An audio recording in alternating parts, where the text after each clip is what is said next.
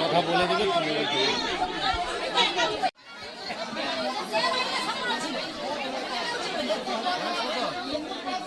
আজকের প্রোগ্রাম হচ্ছে যে গরিব মানুষকে কেন্দ্র সরকার কাজ করিয়ে 2 বছর তাদের সঙ্গে প্রতারণা করা হয়েছে এবং সেই জায়গায় বাংলার মুখ্যমন্ত্রী দীর্ঘ আন্দোলনের মধ্য দিয়ে কেন্দ্র সরকারের কাছে বারে বারে ছুটে গিয়েছে, দিল্লিতে ধর্ণা দিয়েছে এবং কলকাতায় ধর্ণা দিয়েছে।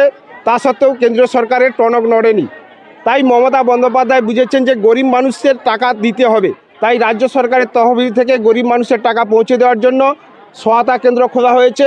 গরিব মানুষ যাতে তাদের অ্যাকাউন্টের মাধ্যমে টাকা পায়, আমরা ফর্ম পূরণ করে অ্যাকাউন্ট নাম্বারের সহ মোবাইল নাম্বার পূরণ করে আমরা নবান্নে পাঠাবো। সেখান থেকে এই সহায়তা কেন্দ্রের মাধ্যমে গরিব মানুষ 100 দিনের টাকা পাবেন। আমি দিলীপ কুমার দোলাই, SC ST সভাপতি, ময়না ব্লক।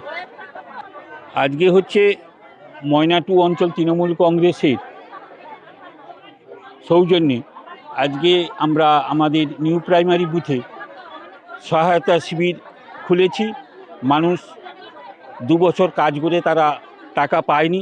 কেন্দ্র সরকার এতদিন তাদের বঞ্চিত করে রেখেছে।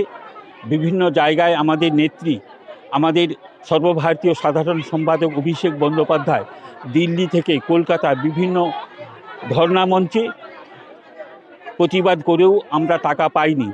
আমাদের নেত্রী মমতা বন্দ্যোপাধ্যায় আমাদের 24 লক্ষ জব কার্ড হোল্ডার শ্রমিকদের তিনি টাকা দিবেন 26শে ফেব্রুয়ারি কথা দিয়েছেন এবং সেই উপলক্ষে আমাদের প্রত্যেক রাজ্য, জেলা, ব্লকে সহায়তা কেন্দ্র চলছে।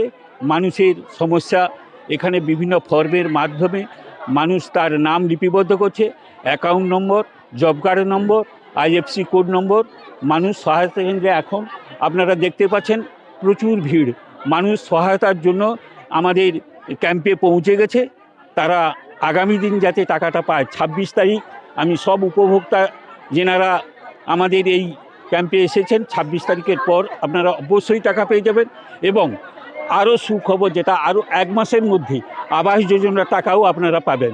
এবং নেত্রী আমাদের ঘোষণা করেছেন লক্ষ্মীর ভাণ্ডার 500 থেকে 1000 আর 1000 থেকে 1200 এই প্রকল্পের টাকা দিদি কথা দিয়েছেন পশ্চিমবঙ্গের মানুষকে।